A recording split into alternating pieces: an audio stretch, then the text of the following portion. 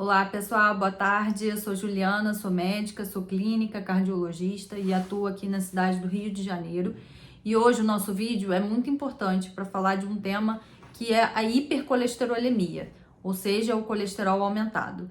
Por que esse é um assunto tão importante? Por que a gente se preocupa tanto com o colesterol?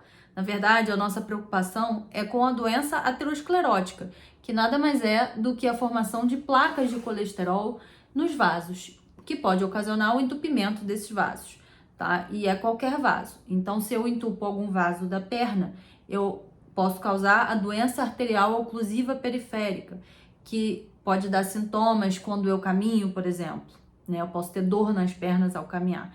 Eu posso ter aterosclerose nos vasos do coração, por exemplo. Isso pode gerar um infarto do miocárdio.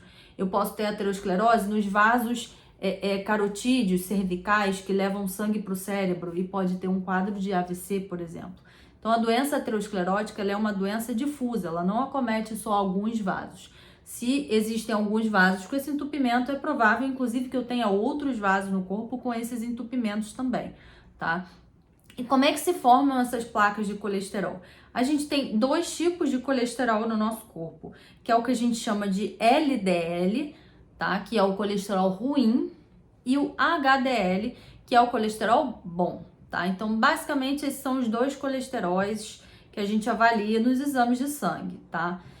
O colesterol total, ele não importa tanto, porque se ele tiver aumentado às custas de um colesterol bom aumentado, tudo bem. O que a gente não quer é que o colesterol ruim esteja aumentado, que é o LDL, tá? Então, o que faz o colesterol ruim e o que faz o colesterol bom? Basicamente, a gente tem uma circulação de gorduras no nosso corpo, tá? E as LDL são as proteínas que carregam o colesterol para os vasos, basicamente. Elas vão levar as moléculas de gordura para os vasos. Então, se eu tenho um colesterol ruim alto, eu tenho uma chance desse colesterol ali, dessa gordura circulante nos vasos, acumular ali na parede dos vasos, tá? E gordura acumulada na parede dos vasos não é para ter gordura ali na parede dos vasos. Então, isso gera um processo inflamatório no nosso corpo. Toda vez que a gente tem um processo inflamatório no nosso corpo, toda vez que o nosso corpo trava uma guerra, células de defesa são acionadas no nosso corpo. E assim como o sistema de defesa do corpo é acionado, o sistema de cicatrização do nosso corpo, ele também é acionado ao mesmo tempo, tá? Então, como é que se forma essa placa de colesterol? O colesterol ruim, ele vai depositar ali aquelas moléculas de gordura nos vasos, isso gera uma certa inflamação ali naquele vaso, naquela região, tá? E ao mesmo tempo que gera inflamação, gera cicatrização também. E nesse processo de cicatrização, o nosso corpo deposita cálcio, fibrina, várias substâncias ali para tentar conter aquele processo inflamatório, tá? Então é assim que a placa de colesterol se forma, é assim que ela funciona. E isso gera o que a gente chama de placa mole e placa dura. O que é isso? Quando eu tenho uma placa de colesterol muito rica em colesterol, muito rica em inflamação, em células de defesa, isso é o que a gente chama de placa mole. Essa placa ela tem um risco aumentado. Por tanto processo inflamatório que está envolvido ali com ela tem um risco aumentado de ter uma ruptura. E essa ruptura é que causa uma trombose aguda naquele vaso. Então é assim que acontece um infarto, por exemplo, do coração.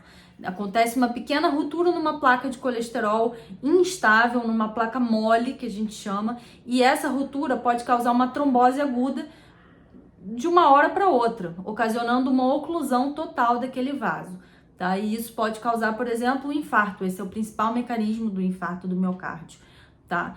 Mas ao mesmo tempo que gera esse processo inflamatório, o corpo é esperto, ele também gera processo de cicatriz. E esse processo de cicatriz deposita cálcio em cima dessa placa.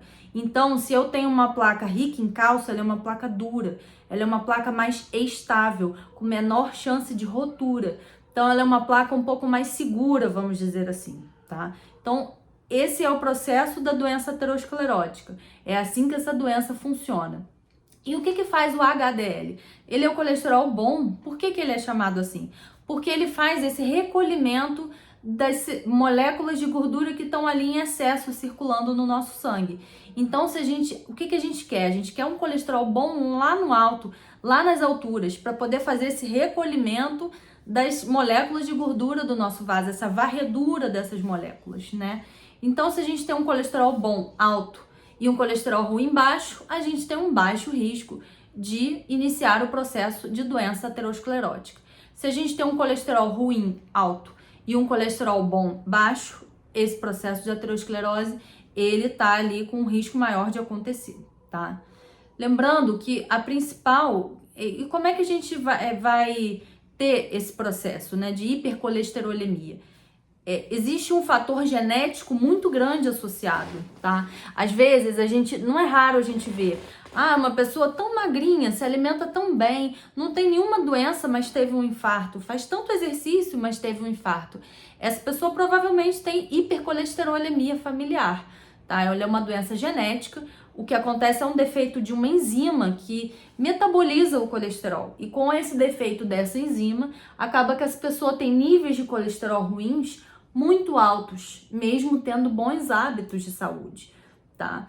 Então, assim, por isso que é fundamental, mesmo que você tenha bons hábitos de saúde, que você se exercite, coma bem, esteja dentro do seu peso, é fundamental que você faça esse rastreio regular de como estão as taxas de colesterol no seu sangue, tá?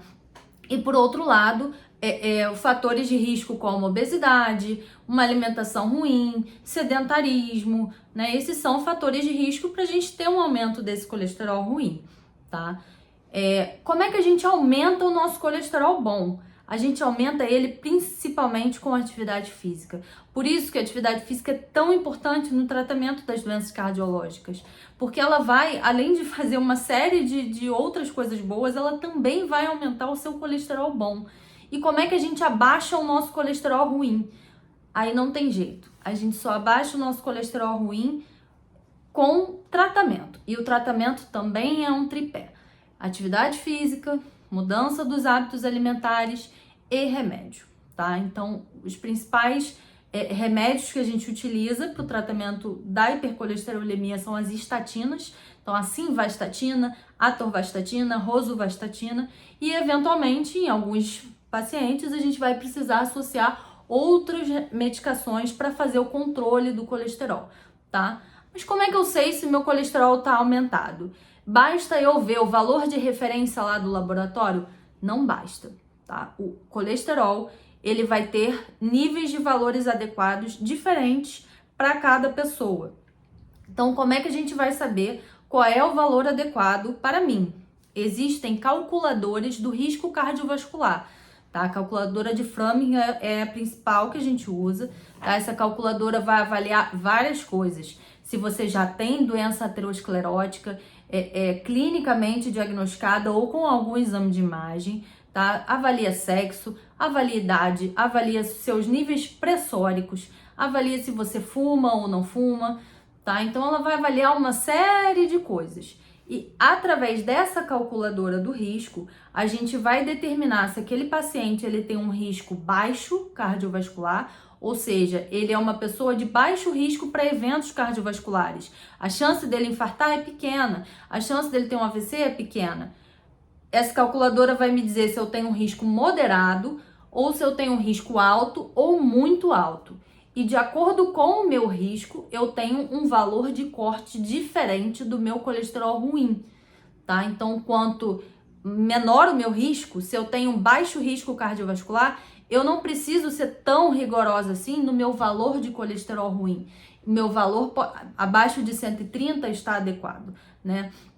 Abaixo de 126 está adequado. Agora, se eu tenho um risco moderado, o meu valor tem que ser mais severo ali, né? O meu controle do colesterol ruim tem que ser mais severo, tá? Então, abaixo de 100 o meu LDL. Se eu tenho um risco alto, o meu LDL tem que estar abaixo de 70. E se eu tenho um risco muito alto, o meu LDL tem que estar abaixo de 50. Tá? Então, o que vai determinar se a gente vai iniciar o tratamento e se a gente vai aumentar a dose de remédio, se a gente vai associar ou não outro remédio, tá? São os níveis de colesterol ruins e o risco cardiovascular dessa pessoa. Então, são várias informações que a gente combina para poder avaliar o início do tratamento e avaliar como está esse tratamento, tá? Então, é um pouco mais complexo do que só aquele valor de referência ali do laboratório, tá? E outra coisa importante de dizer é que é um tratamento combinado, né? Com atividade física, com ajuste ali da alimentação também. Então é fundamental uma avaliação e um segmento pelo nutricionista junto do tratamento, tá? Pra gente ter um controle do colesterol bem adequado, de acordo com o seu risco cardiovascular, tá? As estatinas são remédios que a gente utiliza muito no nosso dia a dia. São muito bem tolerados e com pouquíssimos efeitos colaterais, tá? Mas o principal efeito colateral das estatinas é a miosite, que é uma inflamação muscular, tá? É um efeito muito raro, extremamente raro, mas ele existe. Então, quem faz tratamento para colesterol alto com as estatinas precisa ir ao seu médico pelo menos 2 vezes por ano. Precisa fazer um exame de sangue pelo menos 2 vezes ao ano para monitorar as enzimas musculares, tá? Para ver se tá tudo bem. Eventualmente a gente precisa fazer ajustes nas doses dos remédios de acordo com esses exames de sangue, tá? Então não basta receber o diagnóstico e fazer o seu tratamento. É importante também que você tenha esse segmento, tá? Esse segmento é fundamental para um controle adequado da sua saúde, tá bom? Então, esse é um assunto de extrema importância. O colesterol que a gente trata hoje previne a doença aterosclerótica que a gente pode ter lá na frente, tá? E a doença aterosclerótica é a principal síndrome dentro da cardiologia que causa várias das principais doenças da cardiologia: infarto, angina, tá? Essa placa de gordura que se forma na parede ali do vaso, se ela for aumentando, isso pode gerar angina, por exemplo, né? Se essa placa de gordura estiver no vaso coronário, no vaso cardíaco. Esses sintomas de angina, o infarto, o AVC, tudo é decorrente da doença aterosclerótica, tá? E o principal fator de risco para ela é a hipercolesterolemia. Por isso que a gente precisa, pelo menos uma vez ao ano, rastrear nossos níveis de colesterol e não podemos negligenciá-los, tá bom? Muito importante esse assunto. Fiquem ligados para os próximos vídeos. Até a próxima!